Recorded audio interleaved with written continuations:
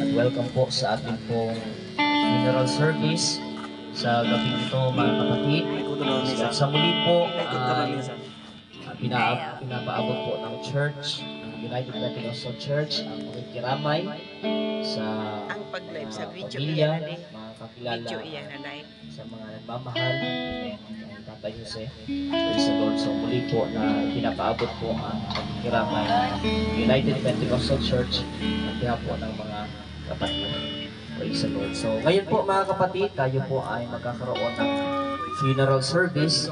Purihin ng Panginoon kung saan tayo po ay makakarinig ng mga Word of God, mga kapatid, na magdudulot ng comfort sa doon po sa mga family na ngayon ay nagdadalamhati, mga kapatid.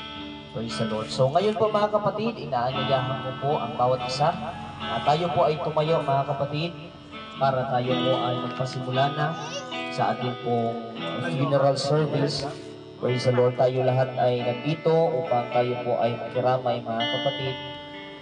At ituon natin ang ating mga puso sa oras na ito, sa gawain ito, at mga panalangin natin sa family, mga kapatid. Hallelujah. Tayo, mga kapatid, ay umawit sa ating Panginoon ang awit na nagsasabi, kahit kailan ay hindi nagkulang ng Panginoon. Praise God.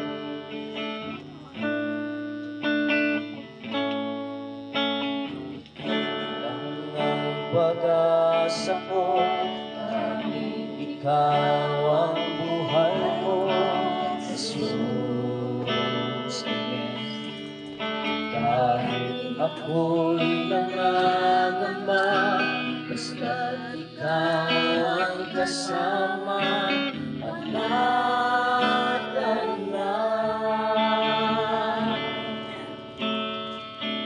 kahit kailan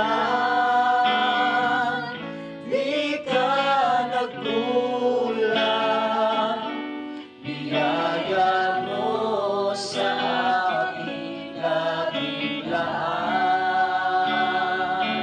Pag-ibig mo sa aking walang hanggan, inibig mo ako noon pa man.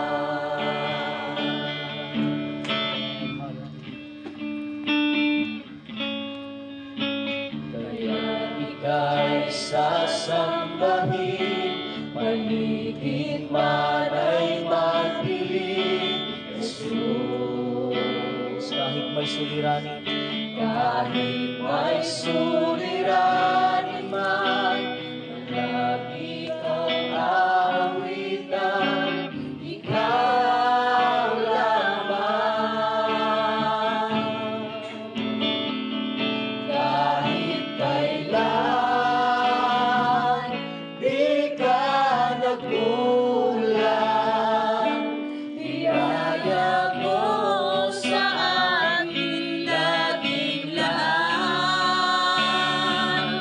Pag-ibig mo sa aking walang hanggan, inibig mo ako noon pa man. Kahit kailan di ka nagkulang, biyaya mo sa aking laging laan. Pag-ibig mo sa aking walang hanggan, inibig mo ako noon pa man. Panginoong dakila katapat sa lalangin mo, ako'y inibig mo kahit ako ay ganito. Walang katapusan ang pagmamahal mo, walang pinipili ang puso mo. Minsan pa, amen. dakila katapat sa dalangin ko. Ako'y ibig mo kahit ako ay ganito. Walang katapusan ang pagmamahal mo. Walang pinipili ang puso ko. Panginoon, dakila katapat. Panginoon, dakila katapat sa langit ko. Ako'y ibig mo kahit ako ay ganito. Walang katapusan ang pagmamahal mo. Walang pinipili ang puso mo. Kahit kailan, kahit kailan, di ka nagkulang. Biyaya mo sa akin laging laan. Pag-ibig mo sa akin walang hanggan. Inibig mo ako noon pa man. Inibig mo ako noon pa man. Inibig mo ako noon pa man. Amen. Praise the Lord. Hallelujah. Tayo po ay manalangin, mga kapatid, dakilang Diyos, Panginoon. Salamat po, O God, na sa gabing ito, Panginoon. Bagamat ito, O Diyos, ay isang pangyayari, Panginoon, na hindi magdudulot ng lubos na kagalakan, lalo na sa puso ng mga nagdadalamhati, O Diyos. Ngunit kami ay nagpapasalamat na sa panahon ng discomfort, Panginoon, hallelujah, ang iyong Espiritu, Panginoon, ang magko-comfort doon sa mga nagkakaranas, Panginoon, ng kalungkutan, O God. Lord, i-bless mo po ang funeral service na ito, Panginoon, hallelujah. Ang bawat bahagi nito, Panginoon, ay magdulot ng comfort sa family Miliano, Panginoon, and sa family nila Sister Giselle, O God, hallelujah. I-bless mo po ang funeral service na ito sa mga aawit, Panginoon, at sa maghahayag ng iyong banal na salita, Panginoon.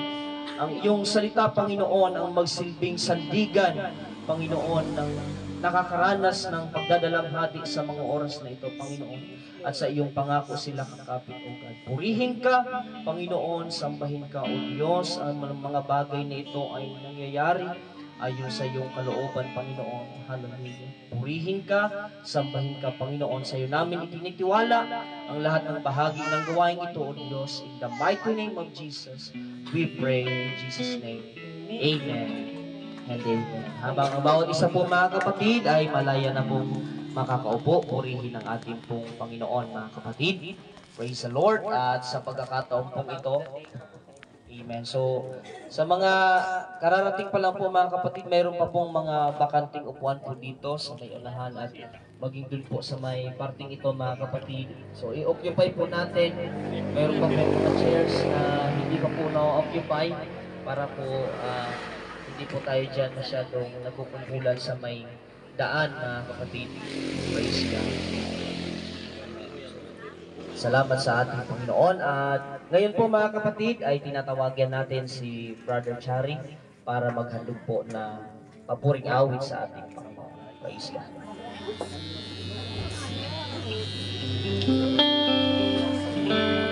Praise God. Purihin po, mga kapatid, ang Panginoon sa ganitong lugar. Sa pagpanang gabi, mga kapatid. Diyos, Hindi ho, mama. nais ko lang po magbasa, mga kapatid, ng isang verse dito po sa Santiago 4:14.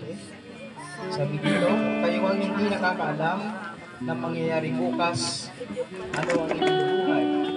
Kayo nga ay isang singaw na sa sandaling panahon ay lumilitaw at pagdakay at kapag.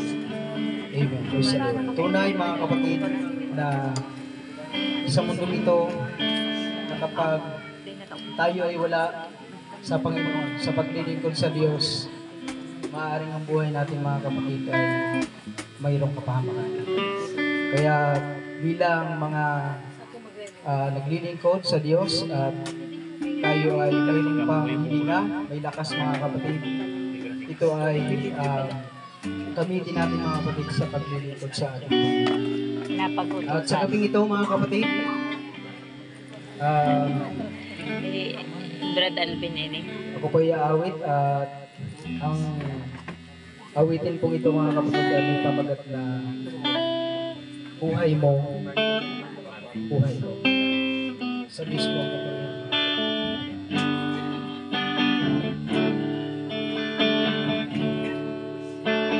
Nais mo mang tugtungan, wala ka rin magagawa.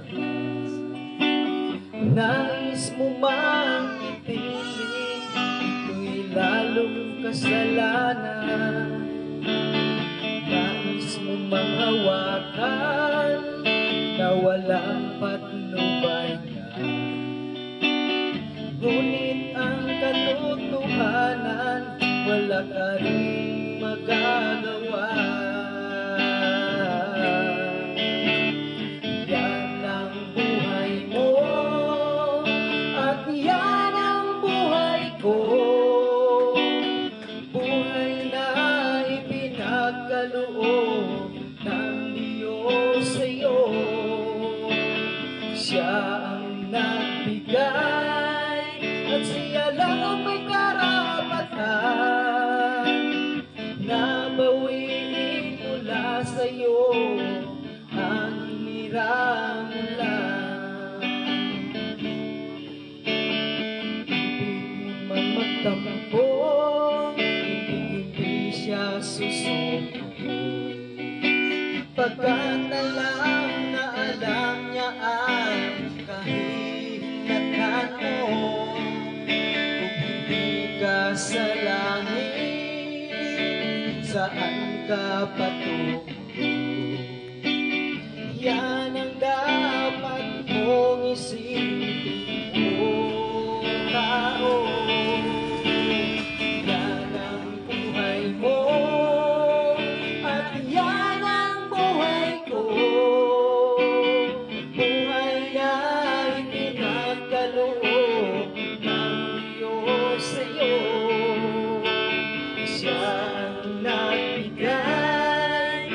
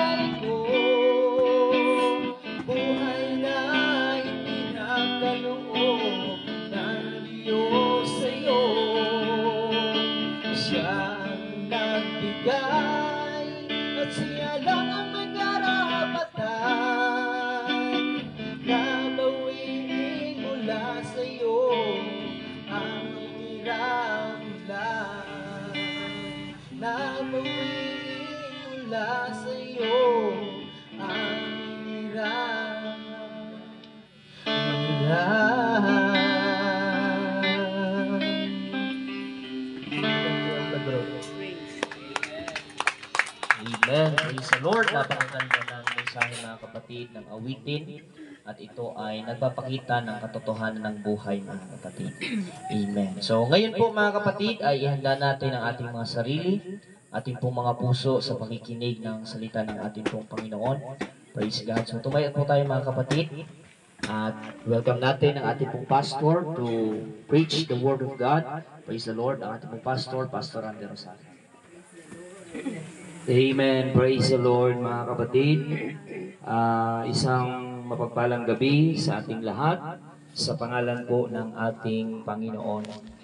Ito po ang huling gabi na kapiling natin si Tatay Jose at bukas po ay ihahatid na po natin siya sa kanyang huling hantungan. At nais ko pong i-appreciate ang presensya ng bawat isa sa atin at lahat ng mga nag-express ng pakikiramay sa Miliano family at mga kapatiran, mga bisita, mga kaibigan, kakilala.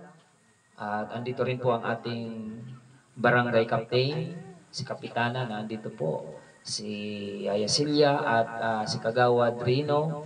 At meron pa bang ibang mga officials ng ating barangay na narito kung may hindi po ako na-mention. I-bless po ng Panginoon ang bawat isa sa atin. At maging ang ating mga kapatid from Magsaysay, from Sentro ng Bulan, at dito sa Quirino area mga kapatid, Lapinig, Biton, Tula-Tula, at lahat ng mga bagong dating, sa lahat ng nakikiramay, ang pagpapala nawa ng Diyos ay patuloy po na sumaatin. Ngayong gabi mga kapatid ay buksan natin ang ating mga puso. Ang ganitong sitwasyon, kung maari ay gusto nating iwasan. Ngunit mga kapatid, this is the reality. Mga kapatid, ang buhay natin ay natatapos sa mundong ito. Whether we like it or not, believe it or not, this is the reality of life. Mga kapatid, as it is appointed unto man once to die, and after this, the judgment. Ang Diyos ang nagtatakda kung kailan tayo mabubuhay sa mundong ito at kung kailan din tayo kukunin ng ating Panginoon.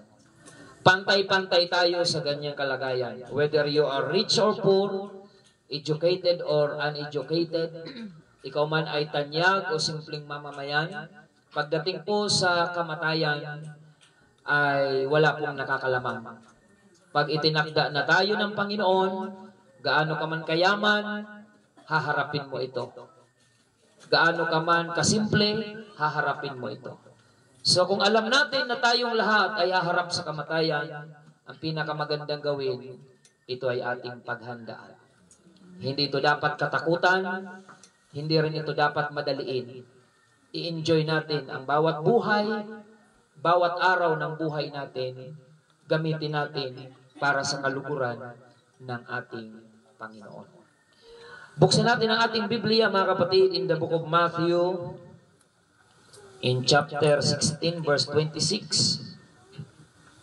Ganito po ang ating mababasa mga kapatid. Mateo 16:26. Ang sabi po dito, for what is man profited if he shall gain the whole world and lose his own soul? Sapagkat ano ang pakikinabangin ng tao kung makamtan niya ang buong sanlibutan at mapapahamak ang kanyang buhay? O ano ang ibibigay ng tao na katumbas sa kanyang buhay? Tayo'y manalangin. Panginoon, dalangin po namin na samahan mo po kami na maunawaan namin ang halaga ng buhay na ito na taglay namin na iyong ipinagkakaloob. Panginoon, unawain, bigyan mo kami ng kaunawaan sa mga salita mong aming mapapakinggan. Let your will be done and not our human will. Maraming salamat, Panginoon, at bigay mo, Panginoon, ng iyong kapahayagan. Mangusap ka sa puso, sa isipan ng bawat isang naririto, na mapaalalahanan mo kami na anuman ang estado ng aming buhay, lahat kami haharap sa kamatayan. Kaya napakahalagang ito'y aming paghandaan sa pamamagitan ng pagkilala at paglilingkod sa iyo na ayon sa iyong kalooban.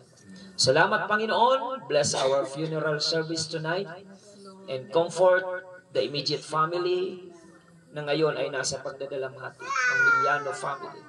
At salamat din sa mga effort, sacrifice ng mga naandito, nakikiramay, ang ilan ay malayo pa ang pinanggalingan, narito bilang pagmamahal sa Miliano family. I-bless mo po ang bawat isa. And even your servant, Lord, I pray for the double portion of your anointing upang maipahayag namin ang iyong salita na mayroong tamang pangunawa upang ito ay maging pagpapala sa aming mga kapatid. Maraming salamat, Panginoon. Ito pong aming samot dalangin. In the name of Jesus Christ, we pray. Amen and amen. Makakaupo na po kayo. Praise the Lord.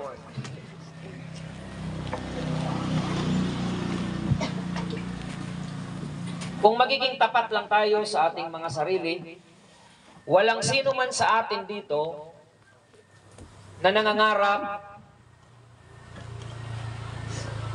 na ang buhay natin ay sa halip na paunlad ay palugmok. Meron tayong mga motivation sa ating mga sarili sa pagsisikap. Yung mga lumaki sa kahirapan, ayaw na nilang ipamana ang kahirapan sa kanilang mga anak. Kaya naman, kayod kalabaw sa pagsisikap. Sino ang mga ganyang magulang? Na yung kahirapan na naranasan nyo, ayaw nyo nang iparanas sa inyong mga anak. Sino ang ganyan? Yes, amen. Sino ang magulang dito na magsasabi, ay kung naghirap kami, kayo rin dapat? Walang ganun siguro, ano? Kapatid. Wala pa akong narinig na magulang na magsasabi, oh mga anak, para walang lamangan, kung paano kami gubapang sa hirap nung kami maliliit pa, dapat ganun din kayo. Mayroon bang magulang na ganyan dito? Wala. Tayong mga magulang, ang motivation natin, bakit kayod kalabaw tayo ngayon? Na minsan, ang gabi ay ginagawang araw, dahil ang iniisip natin, yung mga naranasan nating sakripisyo, hirap, kawalan, pagtitiis, ay hindi na natin ipaparanas sa ating mga anak. At mabuting bagay po yan. Amen. Kaya lang, nawa hindi lang yan pagdating sa mga material na bagay. Kung ganyan ang pagmamalasakit natin sa ating pamilya, pagdating sa mga material na bagay, dapat higit ang pagmamalasakit natin sa ating pamilya pagdating sa mga espiritual na bagay. Sapagkat ang sabi ng Panginoon, ano ang pakikinabangin ng tao kung makamtan man niya ang buong sanlibutan?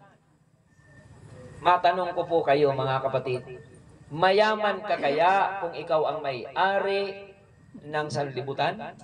Yes. Super. Ang iba nga, may 1,000 square meter lang, feeling na. Mayaman. Mayaman ka kaya kung ikaw ang may-ari ng buong Quirino? Mayaman. Mayaman ka?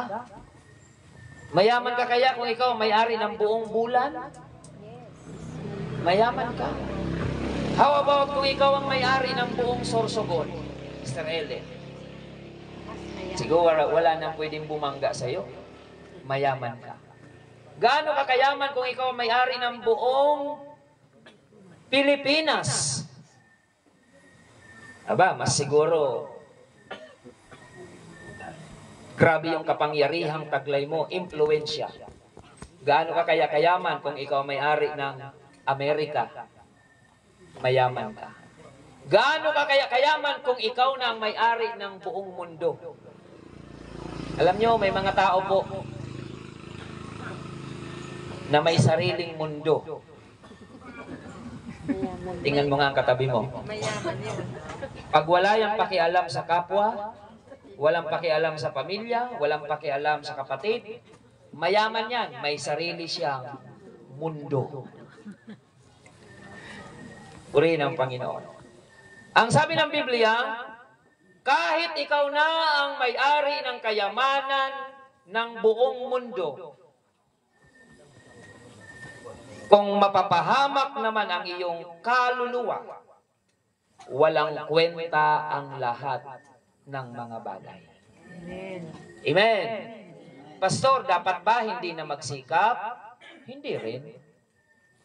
Ang mga bagay na panlupa, huwag nating ituring na walang hanggan.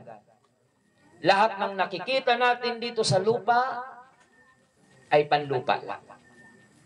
Pero mayroon pong kayamanan na sinasabi ang Biblia na dapat mong pahalagahan habang tayo ay narito sa lupa. Ito ay kayamanan na binabaliwala ng marami. Pero ang hindi nila alam, ito ang pinaka-importante sa mata ng Diyos, na dapat mayroon ka nito bago matapos ang buhay mo sa mundong ito.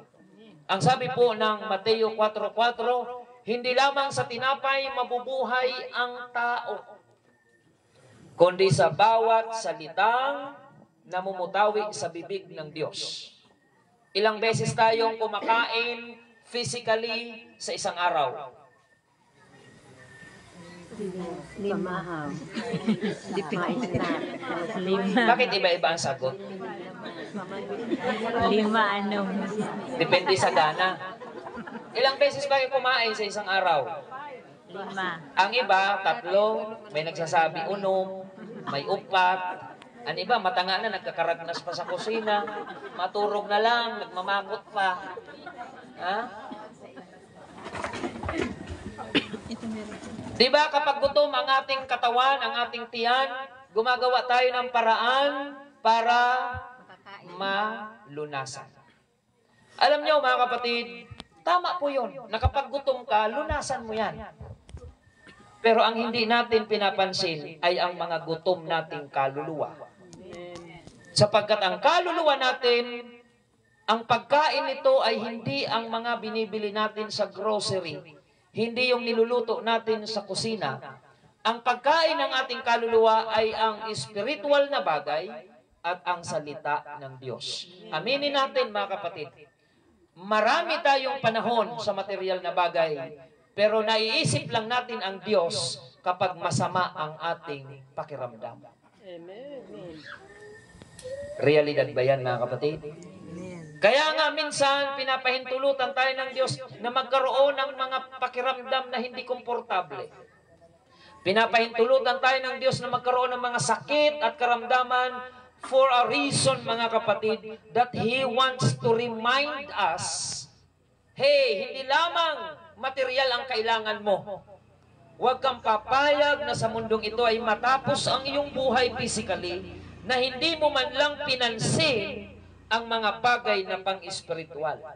Dapat nating maunawaan na ang buhay natin sa mundong ito ay temporary lamang. Amen. Amen? Si Tatay Jose ay namatay sa edad na 76.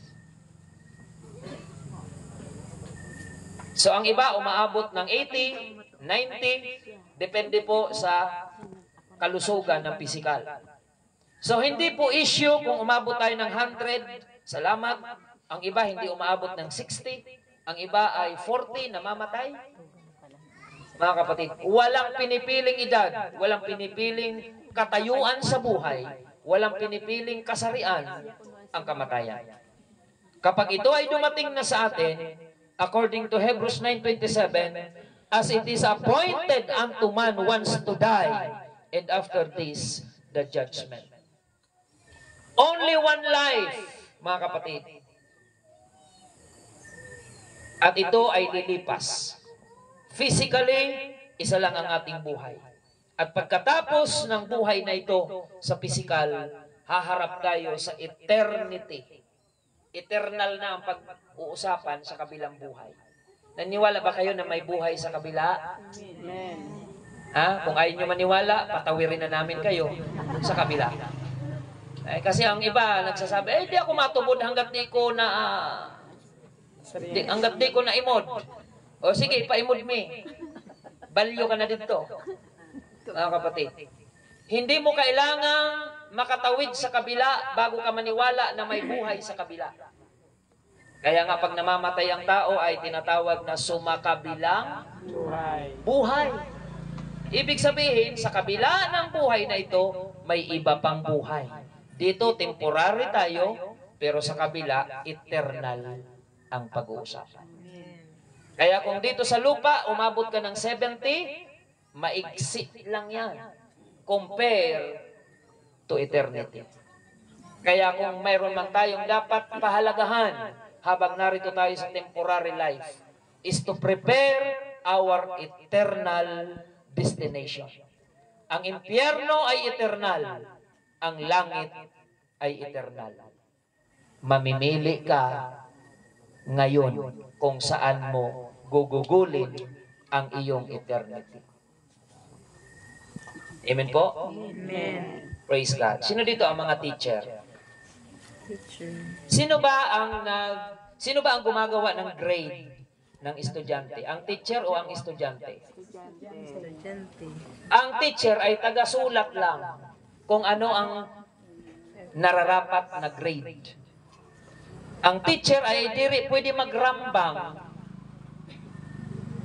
May teacher ba na nagrambang sa grade? Bawal yon. Ha? Di pwede magrambang ang teacher sa grade. Ang gumagawa talaga ng grade ay ang estudyante. Under supervision ng teacher. Amen po? So mga kapatid, pipiliin natin kung saan natin gugugulin ang ating eternity. It's either heaven or hell. Who will decide? Sino ang magpapasya? Hindi ang Diyos. Kasi kung ang Diyos ang tatanungin, He is not willing that any should perish, but all should come to repentance. Kapag nakakakita tayo ng magagandang bagay na mayroon ng iba at wala ka, ano ang sinasabi natin? Sana all. Amen?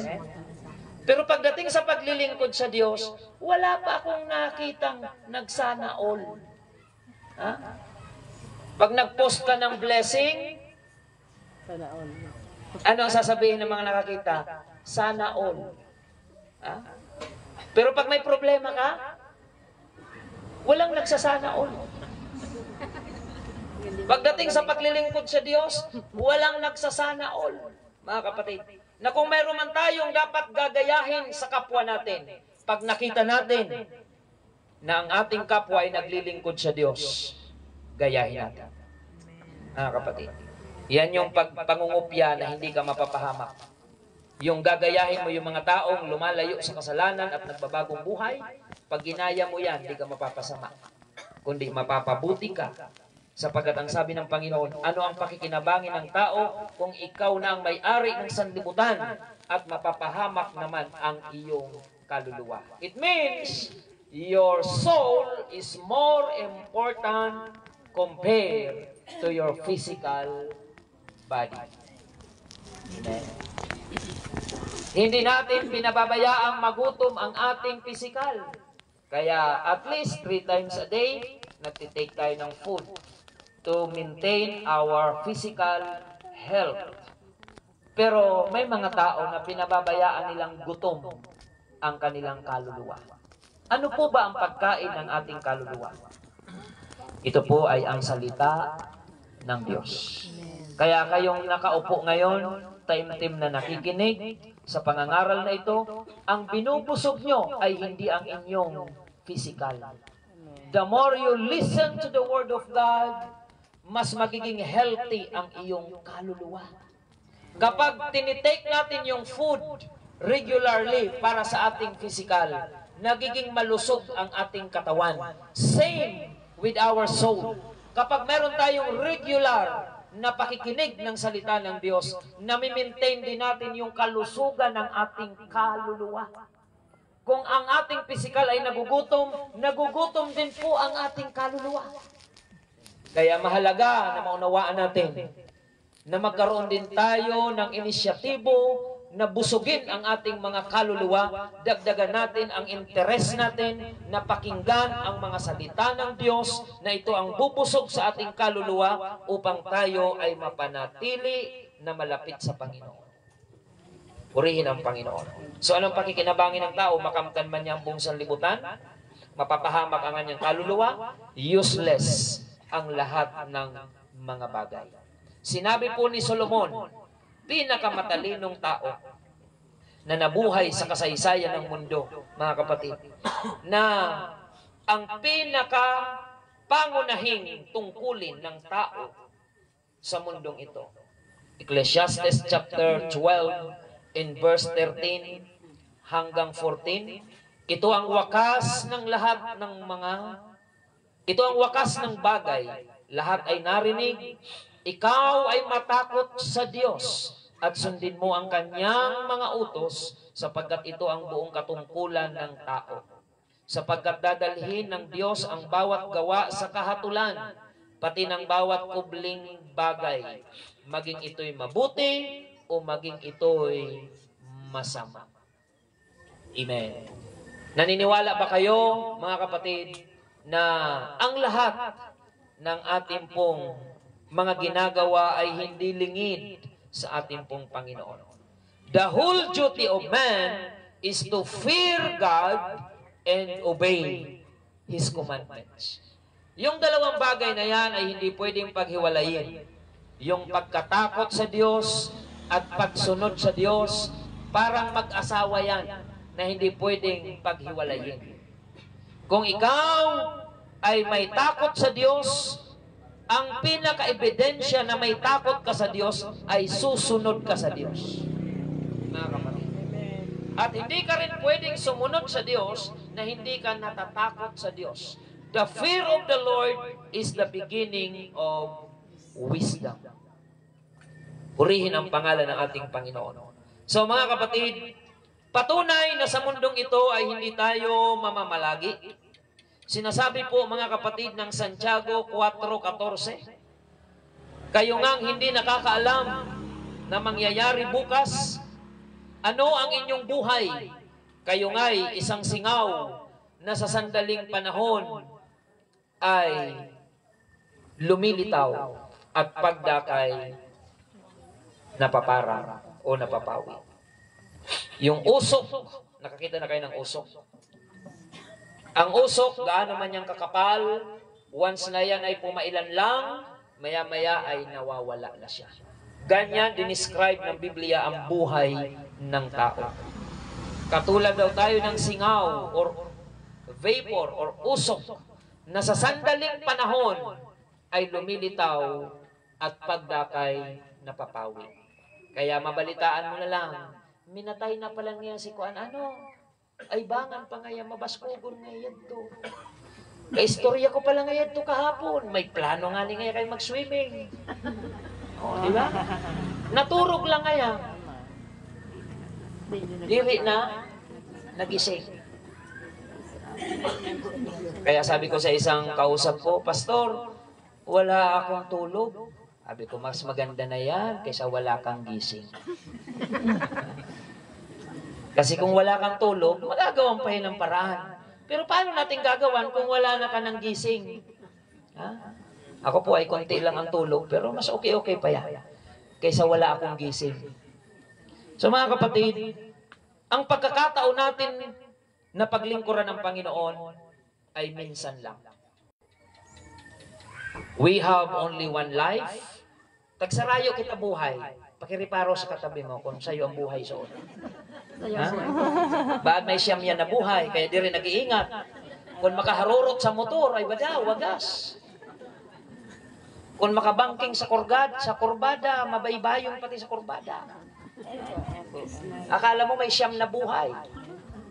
We have only one life, and we have only one chance to serve the Lord. Tagsararo lang kita kibuhay, ang iba abusado pa sa buhay. Ha? Kung makabisyo, wagas. Na para bang ang dami niyang reserba, buhay. Kung makasunog baga, akala mo ang dami niyang baga na reserba. Mga kapatid, kung makaabuso ng kidney, akala mo may reserbang kidney. Mga kapatid, tagsararo lang tabi kita sin buhay. Kaya atamanon tayoon, diri ta paggamiton sa karatan, gamiton ta sa kamurawayan, sa kagurangnan. Palakpakan natin ang Panginoon. Now, kung isang beses lang tayo mabubuhay sa mundong ito, di rin na pwede i-rewind. Hindi tayo kagaya ng kanta na kapag nauyunan mo, utruha daw ngayon.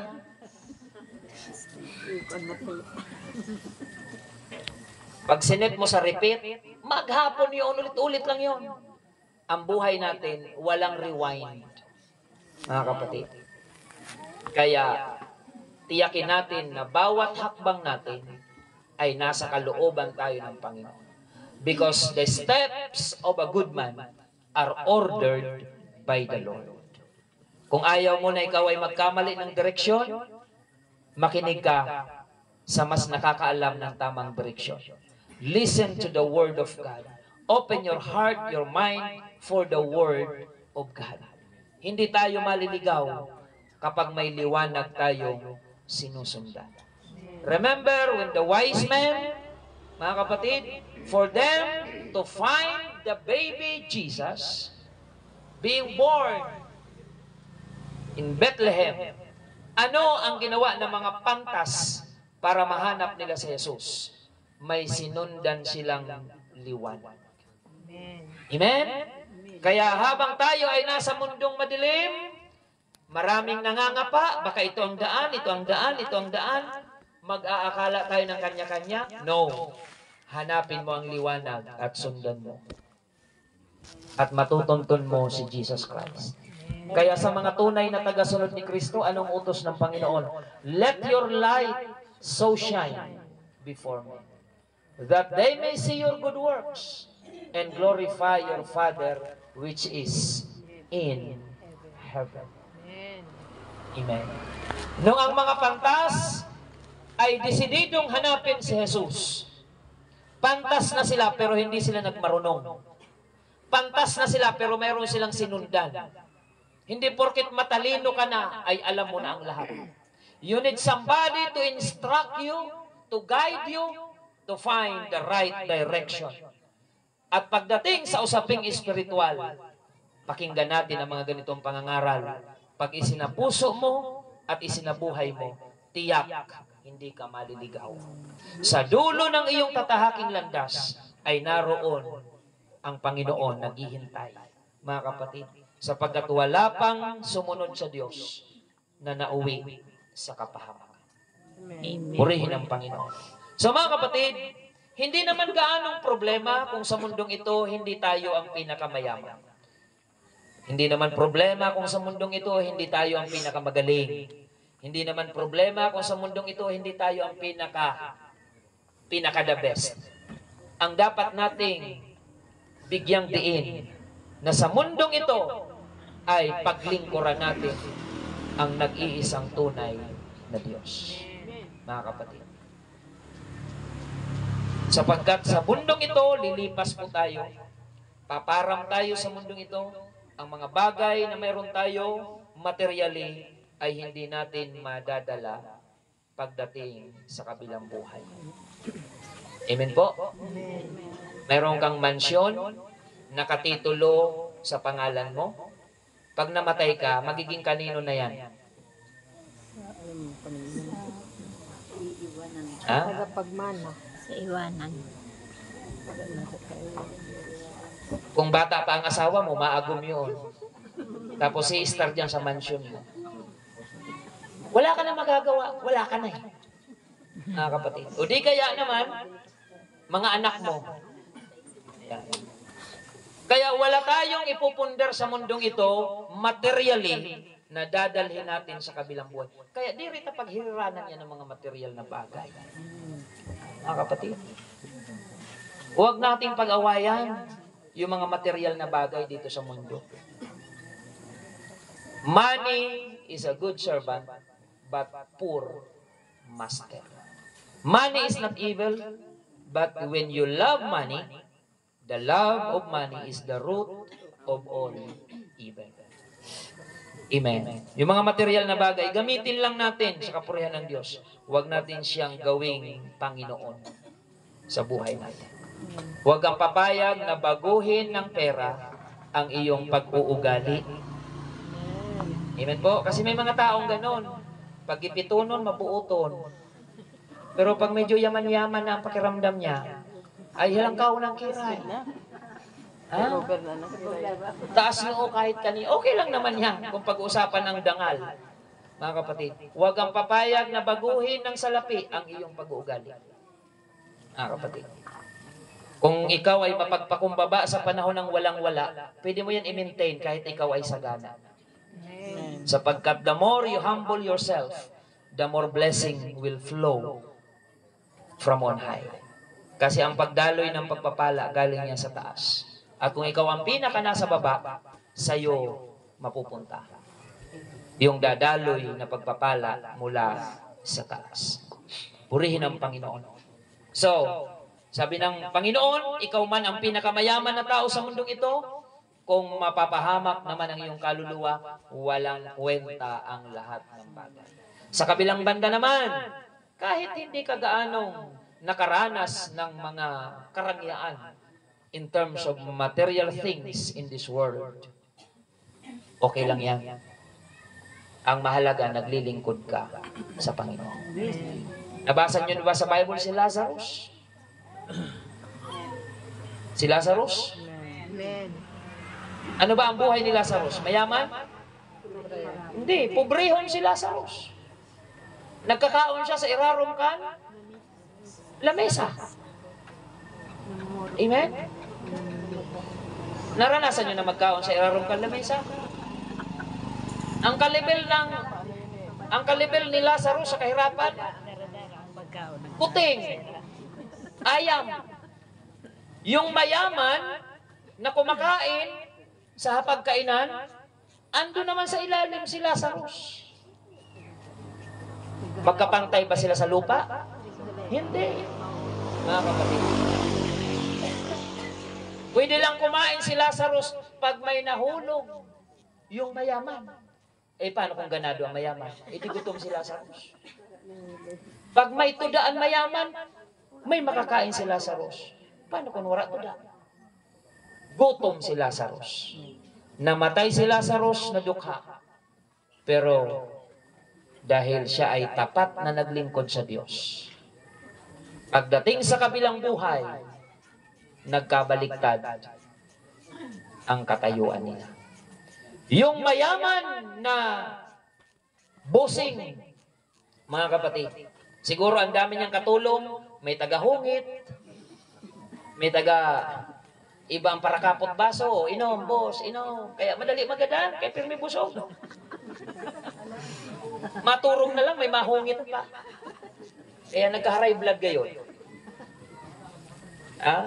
Kung si Lazarus namatay sa gutom, ang mayaman namatay sa kabusugan.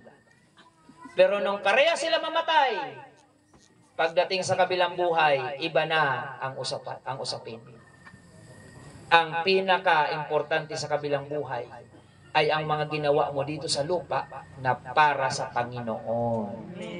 Kaya i-check mo ang iyong prioridad. Alin ba ang mga pinagkakaabalahan mo ngayon? Be honest to yourself. Alin ba ang mga pinaggugugulan mo ng panahon, pagod, lakas, effort ngayon na para sa Panginoon? Hindi rin nakasirin ba? Bakit? Lahat ng pinagkakaabalahan natin para sa ating sariling physical lang. At abono, para saan ka ba bumabangon? Nescafe. Bakit ka maaga bumangon? Ang iba, maaga bumangon para manalangin. Okay yon. Pero ang iba, maaga bumabangon para magtrabaho na. Ang iba di pa nga nakakararigos. Sige ng trabaho, payaman ang payaman. Wala namang problema yan. Pero wag na wag mong pabayaan ang para sa iyong kaluluwa. Balanse dapat ang buhay. Kung may panahon tayo sa mga bagay na material, dapat may panahon tayo para sa ating Panginoon. Huwag na wag mangyari, mga kapatid, na nagsisimba lang tayo Ha? Kapag may bagong damit, may bagong sapatos. Di ba may kantang ganon? Ako'y nagsisimba kapag gusto ko lang. Pag may bagong damit na ipagyayabang. Pero ang chorus, Lord, patawad. Mali pala yung ganon. Nagsisimba ka lang kay may bagong katrato. Nagsisimba ka lang kay simbang gabi. Nagsisimba ka lang, hindi naman talaga Diyos ang dahilan, kundi mayroon kang pansariling motibo. Hindi po pala yun kalugod-lugod sa Panginoon. Ang puso natin ay chine-check ng ating Panginoon. Kaya mga kapatid, pagkatapos ng buhay na ito, wala na tayong chance para ayusin ang hindi natin naayos. Kaya kung may mga kagalit, kailan dapat makipagbati? Pagpatay na o niya na buhay pa? Niya na. Niya na. Pag-uli niyo mamaya, ha? Wala man ako galit. Kung walang kagalit, okay yan. Huwag na kayo maghanap ng kagalit. Pero kung may mga kagalit kayo na andito, kailan niyo yung balak batiin? Pastor, matupong na lang ang sikik ko. Di ko siya mapapatawad. Huwag, mga kapatid. Dahil ang Panginoon, kahit lahat ng tao ay nagkasala sa Kanya, pero ang Diyos ay may kapatawarang inilaan. Amen. Siya ang Diyos na nagpapatawad. Kaya wala rin tayong karapatang huwag magpatawad. Kung tayo nga na makasalanan, pinatawad ng Diyos, sabi ng Panginoon, patawarin din natin ang ating kapwa. Kung may mga hindi kayo kinakausap, kausapin nyo namin tras buhay pa. Hindi yung bubulong-bulong kayo sa kabaong. Kung ano man ngayon nasabi ko sa inyo sa ito, ha? Patawarin mo ngayon ako. Hindi naman mabati. Magayon, nung punta ko, nabati ngayon ang buhay pa siya. Ha? Minsan naman, nambubula tayo sa patay. Ha? Pagpatay na, saka natin sasabihin, mabuoton good ngayon yun. Bakit hindi mo sinabi ng buhay pa siya? Naghalaba, lugad ko ta ang buhay suon. Mabait naman pala siya, ba't di mo sinabi nung buhay pa? Eh sana, ginanahan pa siyang lumaban. Ma-inspire lamang. May natutunan ba kayo? Hindi mo kailangan na. Eh, siyempre, mabuto na yan. Tupong na. Kung may gusto kayong i-appreciate sa mahal nyo sa buhay, ngayon nyo na sabihin. Amen. Ha? Na naririnig pa kayo, mga kapatid. O, kung gwapo yung anak mo, sabihin mo na kung gwapo, mitras buhay pa. Hindi yung, kung patay na, iugod ngayon yan, may tsura ngayon sa magtulog. Sayang sa panahon.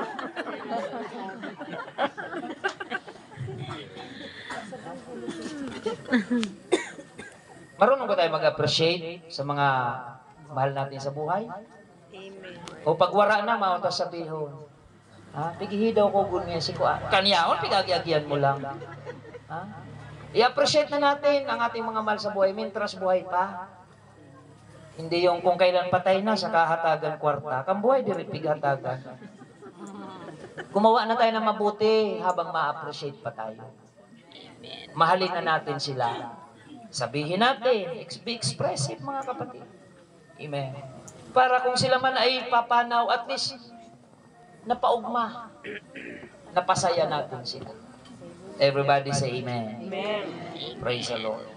So mga kapatid, balansin natin yung pangangailangan ng ating pisikal, asikasuhin natin, trabaho, business, okay yun. Pero huwag nating gawing imbalance ang buhay natin. Maglingkod tayo sa Panginoon, mga kapatid. Kasi kailan lang natin pwedeng gawin yan? Ngayon lang habang tayo ay nabubuhay pa. Now is the accepted time. Now is the day of salvation. Tomorrow may be too late. Wala na tayong second chance para ayusin ang relasyon sa Diyos kapag binawian na tayo ng buhay. Now is the time to repent. Now is the time to decide saan mo gugugulin ang iyong eternity. Kung nais mong makapiling ang Panginoon, magpasya kang maglingkod sa Diyos. Ngayon. Amen po? Praise God. Tayo ay kagaya ng usok na sa sandaling panahon ay lilitaw at paglipas, maya-maya lang ay mawawala na tayo. Mapapawi na tayo. At pag tinimbang ng Panginoon, saan mo ginugol ang iyong buhay sa mundong ito? Kung yan ay puro lamang sa material na bagay, mayaman ka marahil sa lupa, pero isa kang dukha pagdating sa kabilang buhay. Si Lazarus, mga kapatid, dukha siya sa lupa, pero dahil siya ay naglingkod sa Diyos, pagdating sa kabilang buhay, siya ay naandun sa sinapupunan ni Abraham. Inaaliw ng mga anghel. Samantalang yung mayaman sa lupa, pagdating sa langit ay nandun siya sa kapahamakan, sa Hades, na nasa pagdurusa. Ay natanaw ng mayaman si Lazarus na napakaganda ng kalagayan. Nabaliktad po yung kanilang katayuan. Yung mayaman sa lupa, pagdating sa kabilang buhay ay naging dukha. At yung dukha sa lupa na naglingkod sa Diyos, pagdating sa kabilang buhay ay nasa kayamanang tunay. Ano ang sabi ng mayaman? Amang Abraham, utusan mo si Lazarus na itubog ang kanyang daliri sa tubig at patakan ang aking dila dahil nag-aalab ako sa init sa lugar na ito. Pero ano ang sabi ng Panginoon sa mayaman? Anak, alalahanin mo na nung kayo'y nasa lupa pa, si Lazarus ay nasa pagdurusa at ikaw ay nasa magandang kalagayan. At ngayon, si Lazarus na narito ay hindi pwedeng lumipat dyan. At ikaw na naan dyan ay hindi pwedeng lumipat dito. Kaya pagtapos na po ang kamatayan, wala na sinrilipatan. Kung langit, langit ka. Kung impyerno, impyerno, final. Hindi yun mapamibi ako, mapanubina, kay may kalagnaya sa purgatorio. Ang tanong, hain tabi ang purgatorio? Kay sundoon nato dito ang mga mahal ta sa buhay kung may dito. Wara po sin purgatorio. Amen. Ang aral ng purgatorio ay hindi po masusumpungan sa Biblia. Ano po ang paniniwala about purgatorio? Pag ikaw daw ay namatay, na hindi ka masyadong masama, alanganin ka sa impyerno. Kaya medyo mabuot ka man, naghahatag ka man gulay. May konting kabutihan ka man. At hindi ka rin naman daw masyadong mabait. Kaya alanganin ka rin sa langit. Kaya medyo may pagkamarites ka naman. Kaya alanganin ka sa langit, alanganin ka sa impyerno, ilalagay ka raw sa purgatorio, temporaring kalagayan, di umano. Daw. At kapag pinadasalan ng pinadasalan, ay umaangat daw mula sa purgatorio, pwedeng malipat sa langit. Okay sana yon kung totoo. Pero dahil hindi po yan totoo, wala tayong maaasahan pagdating sa usapin ng purgatorio. Kaya kung ang purgatorio ay hindi tinuro sa Biblia, asikasuhin mo ang kaligtasan mo habang buhay ka pa. Paglingkuran mo ang Panginoon. Hindi yung aasa ka, pag namatay naman ako, ipapadasal ako ni Mama. Paano kung mauna si Mama mo? Ipapadasal ako ng aking kamag-anak. Paano kung sa magkakamag-anak ikaw ang pinakahuling mamamatay? Anhapot sino ang mapamibi sa imo? Wala. Kaya ngayon pa lang, piliin mo na ang langit. Pagsisihan natin ang ating kasalanan, paglingkuran natin ang ating Panginoon. Huwag nating iasa sa mga panalangin ng kamag-anak ang ating kaligtasan. Kung pwede ka namang manalangin ngayon at ilapit ang buhay sa ating pong Panginoon. May naunawaan po ba tayo, mga kapatid? Kaya hindi po namin ipinapanalangin kapag patay na ang tao. Sapagkat sabi ng Biblia, pagkatapos ng kamatayan ay paghuhukom ang haharapin ng tao. Kailan dapat ipanalangin ang tao? Kapag nabubuhay pa tayo. Saka lang may bisa ang panalangin kapag nabubuhay pa tayo. But after physical death, judgment will take place. There's no other chance to serve the Lord after this life. Mga kapatid, paglingkuran natin ang Panginoon ngayon. It's a reminder from the Word of God. Mga kapatid, na sa ayaw man natin at sa gusto, ang kamatayan ay darating sa atin sa oras na hindi natin inaasahan. Kaya mapalad ka kung ngayon pa lang ay pinapaalalahanan ka ng Panginoon na habang may panahon at may pagkakataon ay paglingkuran mo na ang ating Panginoon. Habang tayo ay nagbubulay-bulay, mga kapatid, ay atin pong tawagin si Sister Hasmin. May awit po na ihahandog sa atin. At pakinggan po natin ang mensahe ng awiting ito. Praise the Lord. Isang magandang gabi po sa ating lahat, mga kapatid. Ang awiting ito, mga kapatid, ay may kaugnayan po sa pinangaral ng ating pastor ngayon, mga kapatid, na ngayon, mga kapatid, ang tamang araw ng ating kaligtasan, mga kapatid. Hindi bukas, hindi po, mga kapatid, sa mga susunod na araw, kundi habang napakinggan natin ang pangangaral ng ating Panginoon, mga kapatid, ang salita ng ating Panginoon. Ibig sabihin, mga kapatid, kumakatok ang Panginoon sa ating mga puso. Purihin ang ating Panginoon at samahan niyo akong sambahin ng ating Diyos.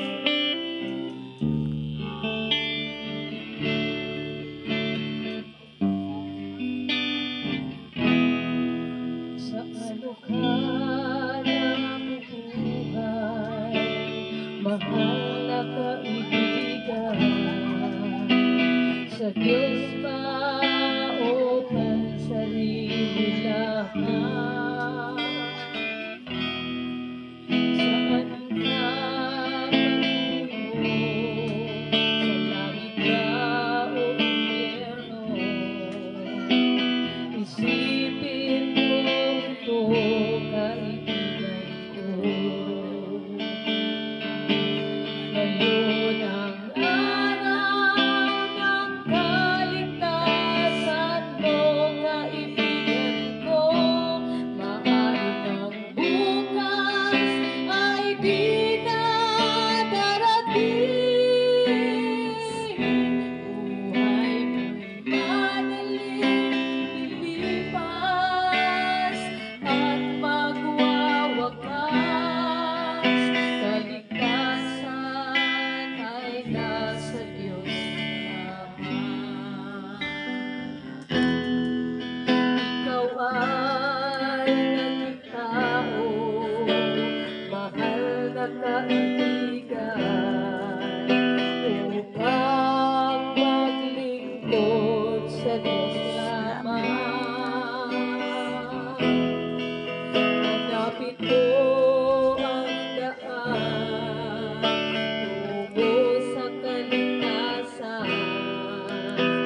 Pagkamtan mo ang buhay na walang hanggan. Ngayon ang araw ng kaligtasan mo, kaibigan ko. Maaaring ang bukas ay di na darating. Buhay mo'y madaling lilipas at magwawakas. Kaligtasan ay nasa Diyos lamang. Magpasya ka ngayon habang may panahon. Alinlangan pawiin mo ngayon. Huwag ka nang magpaliban, huwag nang mag-alinlangan. Pintuan ng iyong puso ay buksan. Ngayon ang araw ng kaligtasan mo, kaibigan ko.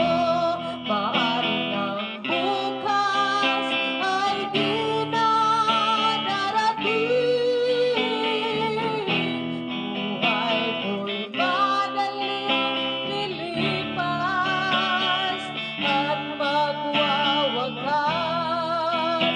kaligtasan ay nasa Diyos lamang. Ngayon ang araw ng kaligtasan mo, kaibigan ko. Maaaring ang bukas ay di na darating. Madaling lilipas at magwawakas. Kaligtasan ay nasa Diyos lamang. Ngayon ang araw ng kaligtasan mo, kaibigan ko. Maaaring ang bukas ay di na darating. Madaling lilipas at magwawakas.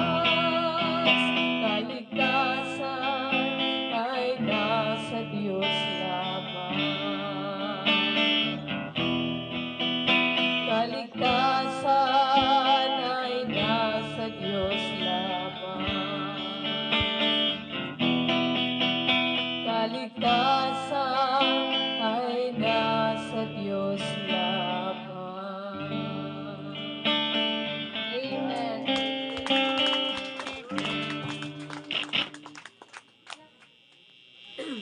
Praise the Lord. Ang ating kaligtasan ay tanging sa Panginoong Hesus Kristo lamang. At ang sabi ng John chapter 1 verse 12, ang sinumang nakipag-isa kay Kristo ay pinagkakaluban niya ng karapatan na maging mga anak ng Diyos. Tayo po ay anak ng Diyos sa paglikha, ngunit pagdating sa katubusan at kaligtasan, the only way na tayo ay tatanghaling anak ng Diyos ay kung tatanggapin natin ang Panginoong Hesukristo sa ating mga buhay, sasampalataya tayo na walang ibang nag-iisang Diyos at tagapagligtas kundi ang Panginoong Hesukristo. Religion is good, but your religion cannot bring you to heaven. Mga kapatid, ang magliligtas sa atin ay walang iba kundi ang tagapagligtas, ang Panginoong Hesukristo. Kailangan natin siyang kilalanin, paglingkuran habang may pagkakataon. Pagkatapos ng buhay na ito, paghuhukom na po. Wala nang preparasyon pagkatapos ng buhay na ito. Final judgment na po. Kaya paalaala po ng Biblia, habang ikaw ay nakakarinig pa, pwede pang tumugon sa panawagan ng pangangaral na ito. It's about time to serve the Lord because tomorrow may be too late. Ngayon na naririnig mo ito, sabi ng Biblia, now is the day of salvation. Huwag nating patigasin ang ating puso, kundi tayo po ay magpakumbaba at kilalanin natin ang ating pong Panginoon. Purihin ang Diyos, mga kapatid. At ang sabi po ng 2 Peter chapter 3 verse 9, hindi ibig ng Diyos na sino man ay mapahamak. Hindi mapagpaliban ng Panginoon tungkol sa kanyang pangako, kundi siya ay mapagpahinuhod na hindi niya ibig na sino man ay mapahamak, kundi ang lahat ay makapagsisi. Ang may pagkakataon lang na magsisi sa kasalanan ay ang mga nabubuhay pa. Pag namatay na tayo, there's no other chance to repent. Dahil ang pwede lang magsisi sa kasalanan ay ang mga nabubuhay pa. And tayong lahat ay makasalanan. Romans chapter 3 verse 23, mga kapatid, for all have sinned and come short of the glory of God. The wages of sin is death, but the gift of God is eternal life. Regalo ng Diyos ang kaligtasan. Kaya lang, ang regalong ito, hindi naman ipipilit sa iyo ng Diyos kung ayaw mo. Amen po? Naranasan niyo nang magregalo tapos ayaw tanggapin ang regalo niyo? Ganyan din ang kaligtasan. Regalo ng Diyos. Pero ang malungkot, ayaw pansinin ng marami yung nireregalo ng Diyos na kaligtasan. That's why may ganitong pangangaral to make you understand how important is your salvation. Kailangan maunawaan natin na ang nireregalo ng Diyos na kaligtasan sa atin, kaya ito libre dahil hindi mo kayang bilhin kahit ikaw na ang pinakamayamang tao sa mundong ito. Our salvation is priceless but not cheap, mga kapatid. Nilibre ang kaligtasan hindi dahil sa mahina ang kalidad. Ginawang libre ang kaligtasan dahil kahit ang pinakamayamang tao sa mundo ay walang kakayahang ito ay bayaran. Sapagkat ang kaligtasan natin ay pinagbayaran ng Panginoon ng kanyang banal na dugo doon sa krus ng Kalbaryo. Kaya mga kapatid, nawa ang pangangaral na ito ay patuloy na i-welcome natin sa ating mga puso. Paglingkuran natin ang Panginoon habang may pagkakataon. At sa pagkakataong ito mga kapatid, tayo po ay tumayo. Sa ating pagtatapos, tayo po ay mananalangin. Awitin natin yung Somewhere Beyond the Blue. There's a mansion for me.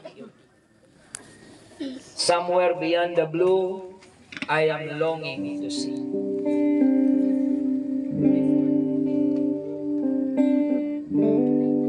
Somewhere beyond the blue, there's a mansion for me. Somewhere beyond the blue, I am longing to see.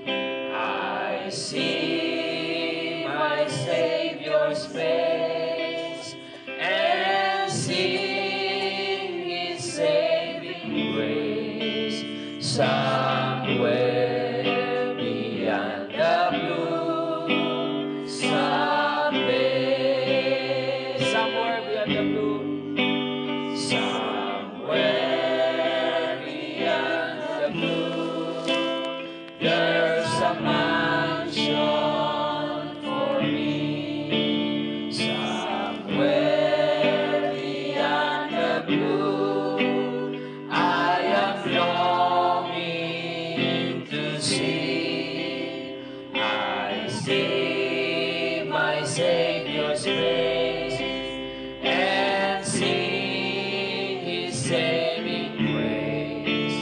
Somewhere beyond the blue, someday.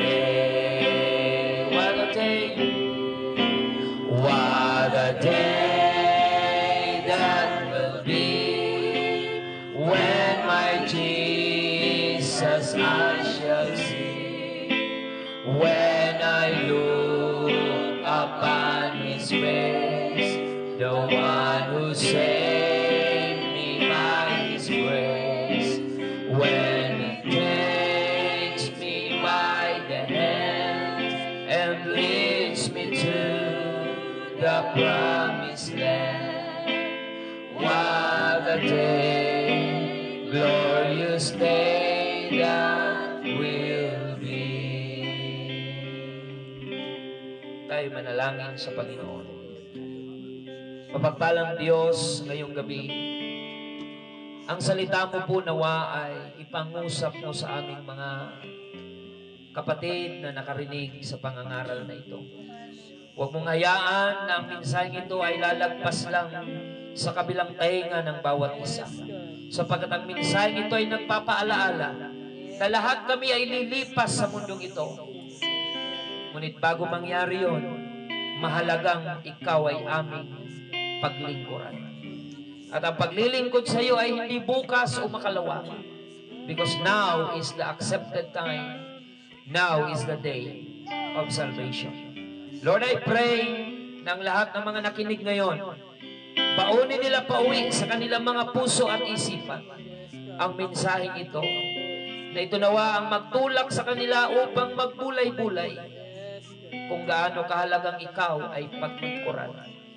Tulungan mo po ang bawat nakinig na ito ay kanilang maunawaan at habang may panahon, ito ay kanilang mapagpasyahan na bago mahuli ang lahat, pagsisihan namin ang aming kasalanan, talikuran ang lahat ng kasalanan at sampalatayanan ka namin, at kami ay mabautismuhan sa iyong pangalan, sa ikapagpapatawad ng aming kasalanan, at tatanggapin namin ang kaloob ng banal na Espiritu. Panginoon, pagpalain mo ang Miliano family, ang kanilang pagdadalamhati, Panginoon, samahan mo po sila. Wala man pong salitang sasapat to comfort them mula sa amin bilang tao. But we believe that your word is more than enough to comfort them, to encourage them, and to give them hope na sa kabila ng sila ay nawala ng haligi ng tahanan. Pangako mo, Panginoon, that you will be a father to the fatherless. Ikaw ang magiging ama sa mga nawala ng ama sa mundong ito. At hindi mo sila pababayaan. Sila ay lalakad sa iyong biyaya at bigkisin mo ang Miliano family sa pamamagitan ng iyong pag-ibig, na sila ay lalong magmahalan at magdamayan in the absence of their father in the flesh. You will be their father in the spirit. Panginoon, kumilos ka sa kanilang pangailangan, i-provide mo po sila sa lahat ng kanilang mga pangangailangan. Huwag mo silang pababayaan, Panginoon. Paging si nanay, Panginoon, hindi madali ang mawalan ng kabiyak, mawalan ng kapartner sa buhay. Ngunit ikaw, O Diyos, kailanman ay hindi magpapabaya sa kanila. In the name of Jesus, I declare blessing upon this family of Miliano, na sa paglisan ni Tatay Jose, hindi mo sila kailanman lilimutin. Ang pamilyang ito ay iyong pagpapalain. Pagkatapos ng pagsubok na ito, meron kang inihandang pagpapala at tagumpay sa kanilang pamilya. Maraming salamat, Panginoon, sa words of encouragement and words of reminder na bawat isang naririto mapaalalahanan na ang kamatayan ay darating sa amin sa ayaw man namin at sa gusto. Kaya dapat namin itong paghandaan sa pamamagitan ng tapat na paglilingkod sa iyo habang kami ay nabubuhay. Maraming salamat po, Diyos. Ito pong aming samot dalangin. In the name of our Lord Jesus Christ we pray. Amen and amen. Makakaupo na kayo, mga kapatid. At bago tayo magtapos, kung nais niyo pong patuloy na mapakinggan ang mga salita ng Diyos, ang inyong lingkod ay pwede niyo rin pong subaybayan sa radio every morning. Alas 5 hanggang alas 6 ng umaga, daily po yan, sa New Gen FM 100.7 sa Radio FM sa Bulan.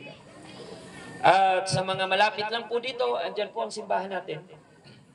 Tuwing araw ng Sabado po ang pagsamba dyan sa United Pentecostal Church dito sa Iquirino.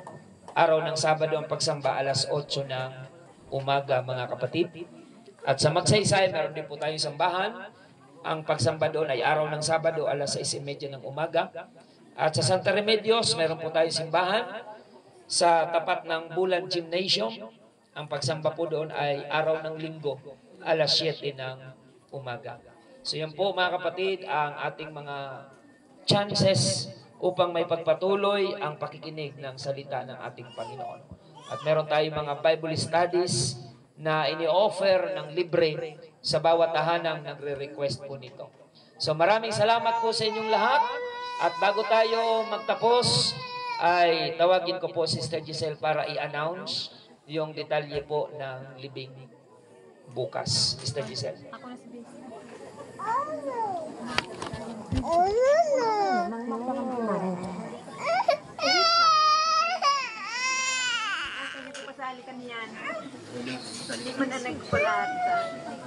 Praise the Lord. So isang mapagpalang gabi po, mga kapatid, mga kaibigan, sa bawat isa sa atin sa pangalan ng ating Panginoon.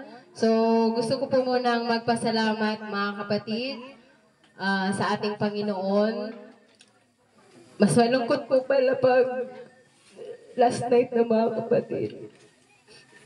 Pero gusto ko pong magpasalamat sa ating Panginoon sa ilang araw na comfort na ipinagkaloob ng ating Panginoon sa kalakasan, mga kapatid, na ipinagkaloob sa amin, sa aming family, mga kapatid. So gusto kong itaas ang Panginoon, mga kapatid, dahil siya lang po ang naging sandigan namin, mga kapatid, sa panahon na ito na napakahirap, mga kapatid, na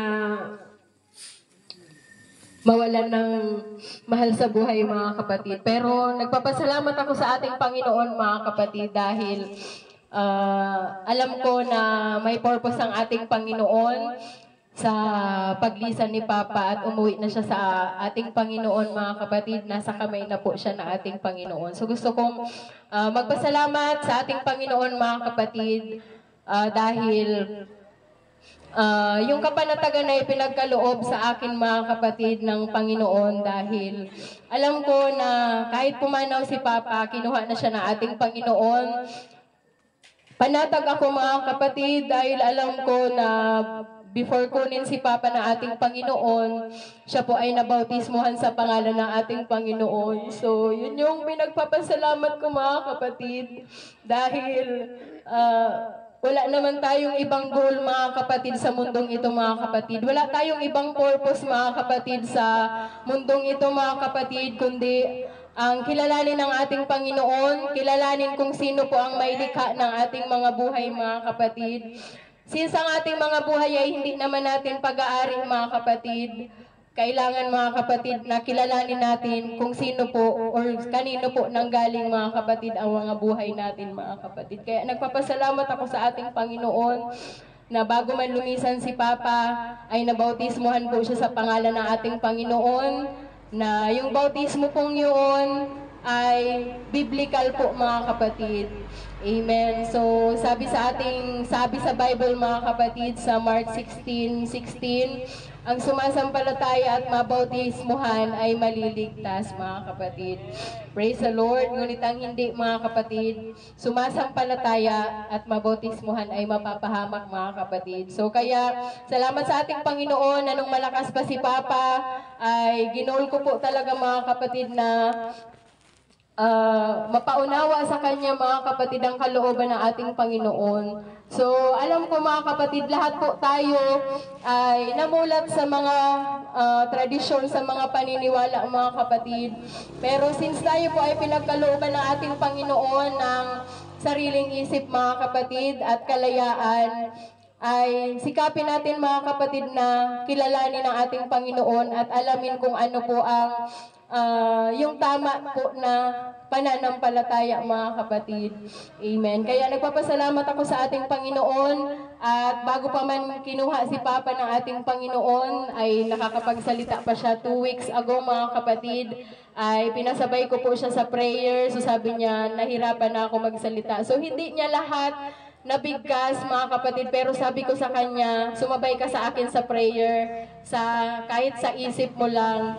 Pero malinaw pa yung sabi ni Papa sa amen, mga kapatid. Kaya yun ang pinagpapasalamat ko, mga kapatid, kasi sa every prayer meeting, mga kapatid, sa church, ang prayer ko po talaga ay ihanda kami, palakasin kami, mga kapatid, kasi mas mahirap po pala kapag nakikita mo yung mahal mo sa buhay na parang alam mo na mawawala na, mga kapatid. Pero yung chance po pala yun, mga kapatid, yung pagkakataon na pala yun, mga kapatid, ay chance, mga kapatid, para makapagpaalam ka, mga kapatid, ng maayos sa mahal mo sa buhay. So, kaya nagpapasalamat ako. Halos 1 week po ako nagpapaalam kay Papa.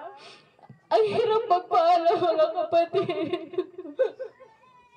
Yung every time na uuwi ako, iniisip ko kung buhay pa si Papa. Iniisip ko kung dadagdan ko ba siya buhay. Pero, yun ang ginagawa ko, mga kapatid, na nagpapaalam ako lagi sa kanya.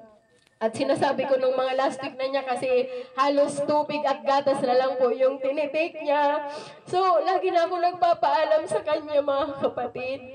Kasi, alam ko, mga kapatid, na sa ganung kalagayan, nakikita ko na po na hindi naman po talaga magtatagal pa si Papa. So, lahat ng mga kapatid niya ay tinawagan na nakausap ni Papa, tinawagan namin so sa video call mga kapatid dahil malalayo. So nagkaroon pa si Papa ng chance na makapagbabay, so marinig man lamang yung boses ng kanyang mga kapatid.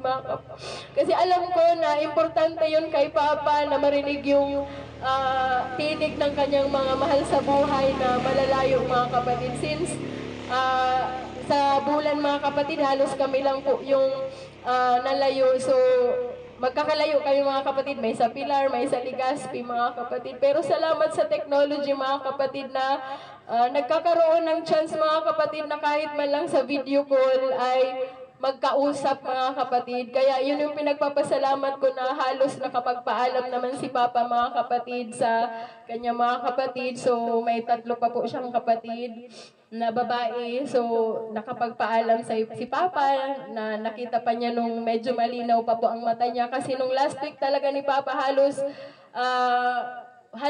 wala na siyang makita, pero inaano ko po yung mata niya ng kamay ko na ano pa man niya mga kapatid. So, ibig sabihin may nakikita pa naman po si Papa kahit papaano mga kapatid. Kaya nagpapasalamat ako sa ating Panginoon at yung last night niya mga kapatid, grabe yung pangungusap ni Lord sa akin mga kapatid na baka may inaantay na lang si Papa na magbababay. So, si Mama, pinastay ko na po siya sa sala kay si Papa nung mga last week na po ay hindi na po, nakahiga na lang po talaga siya, halos hindi mo na siya magagalaw. Ayaw niya na pong galawin mga kapatid kasi masakit na po yung kanyang mga katawan. So ang hirap nabibihisan pa naman namin ni Marisa, pero ang hirap mga kapatid na parang grabe yung pain na ng katawan niya. So, ang bigat-bigat na po pati mga kapatid. Kaya medyo nahirapan kami sa pagbibihis sa kanya mga kapatid. Pero sinikap namin na mabihisan siya a week before na manghina siya, na nakaupo pa siya mga kapatid. Nagupitan ko pa po si Papa mga kapatid. So, ako lang po nagugupit kay Papa kasi mahirap mga kapatid na ano. So, napag-aralan ko na magupit mga kapatid.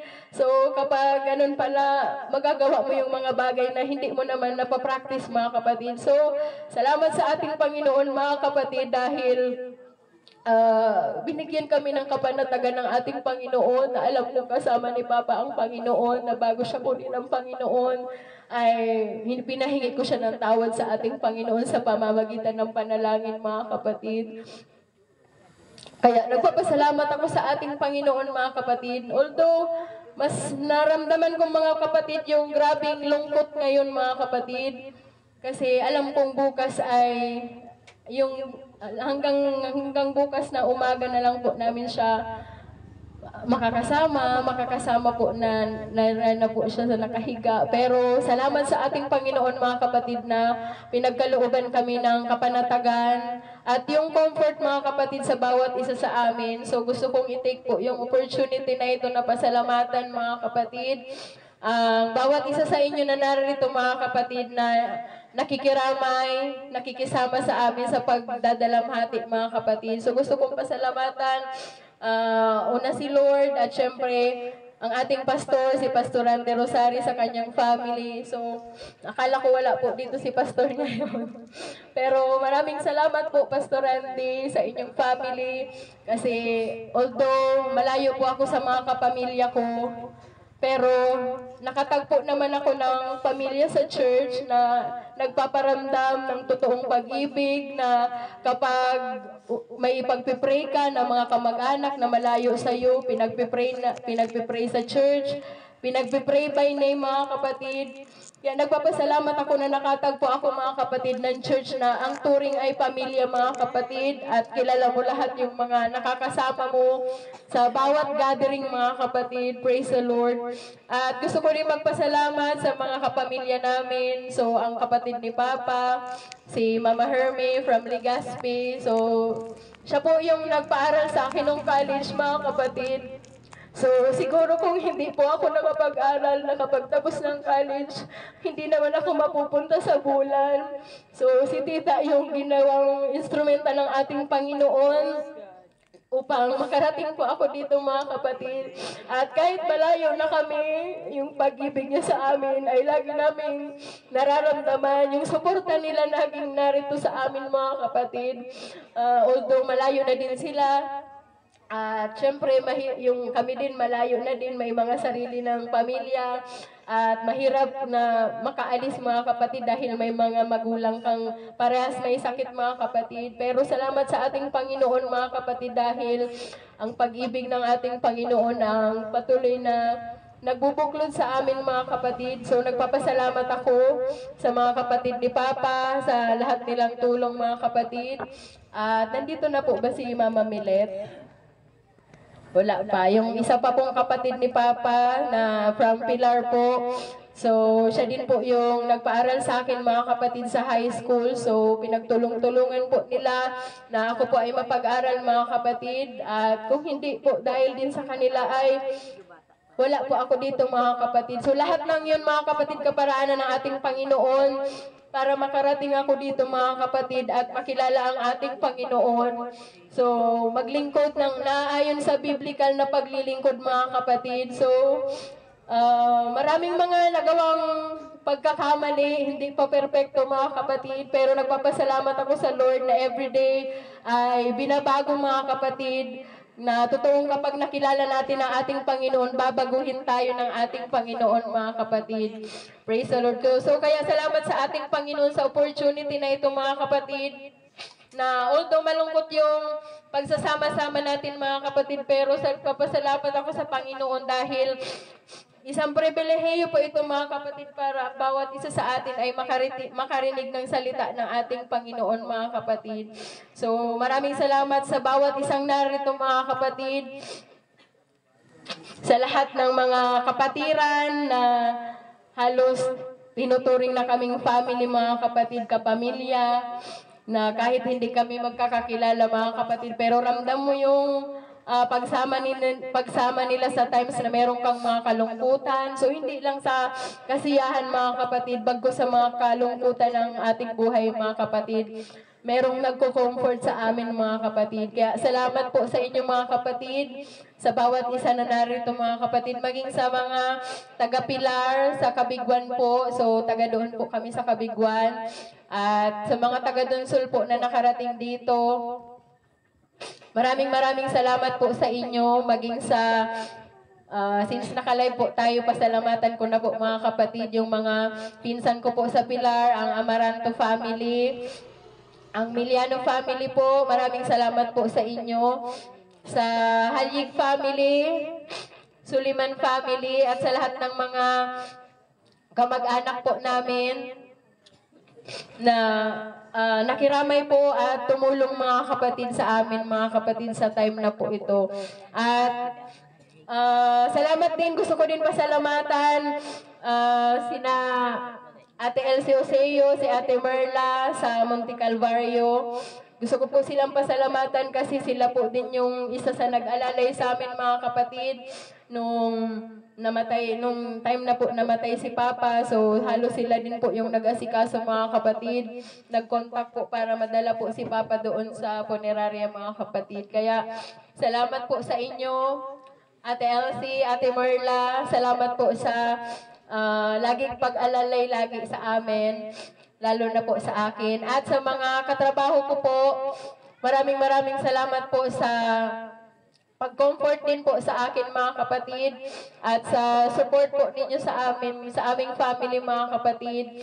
So ibalik po nawa sa inyo ng ating Panginoon ang lahat po ng tulong na ipinagkaloob nyo sa bawat isa sa aming family mga kapatid sa time na to. And sa damayan po ng Quirino at Montical, gusto ko po kayong pasalamatan sa na kayo po ay narito mga kapatid, at alam ko mga kapatid na kayo po ay isang instrumento ng ating Panginoon din mga kapatid sa provision po ng ating Panginoon. Kaya gusto kong magpasalamat sa ating Panginoon mga kapatid sa lahat ng provision at sa comfort mga kapatid na ipinaranas ng ating Panginoon sa aming family sa iba't ibang kapamaraanan mga kapatid. Kaya maraming salamat po sa inyo mga kapatid. So bukas po, Ang libing po ni Papa ay 8:30 po mga kapatid ng umaga doon po sa San Francisco. So along the road lang po yun, malapit po doon sa papunta ng kampo mga kapatid. So sa mga nais po na makilibing doon po, ang libing ni Papa at aalis po kami dito ng 8:30 po mga kapatid ng umaga. At so doon na din po magpipray mga kapatid para bago po ilibing si Papa mga kapatid. So maraming salamat din po sa inyo mga kapatid. So gusto ko rin po mga kapatid na sabihin mga kapatid sa bawat isa na kung napapansin nyo, kami po ay hindi po kami mga kapatid nagpapainom sa mga ganitong okasyon mga kapatid, sa ganitong sitwasyon mga kapatid, dahil hindi naman po kalooban yun ng ating Panginoon mga kapatid. So salamat po sa lahat ng nagre-respeto mga kapatid sa kung ano man po yung pinapaniwalaan namin mga kapatid, at alam namin na ito po ay hindi naman po kalooban ng ating Panginoon na yung mga ganung bagay. So kaya maraming salamat sa pag-unawa ninyo mga kapatid sa ganung mga bagay mga kapatid. Praise the Lord. So yun lamang, maraming salamat po mga kapatid sa inyo, at ibalik nawa sa inyo ng ating Panginoon ang lahat po ng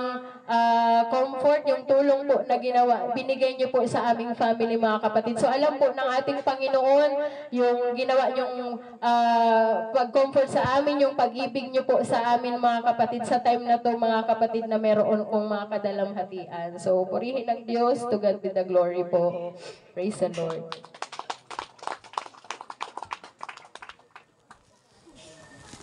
So, thank you, Sister Giselle. At dito po nagtatapos ang ating funeral service. Magandang gabi po sa inyong lahat. Pagpalain po kayo ng ating Panginoon. God bless po and good evening.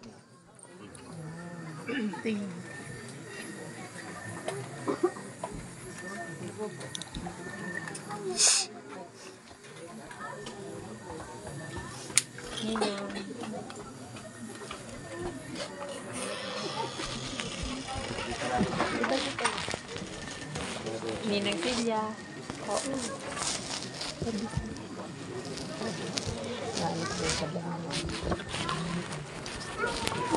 Ano ka niyo? Pundor mo na yun. Ano? Finish.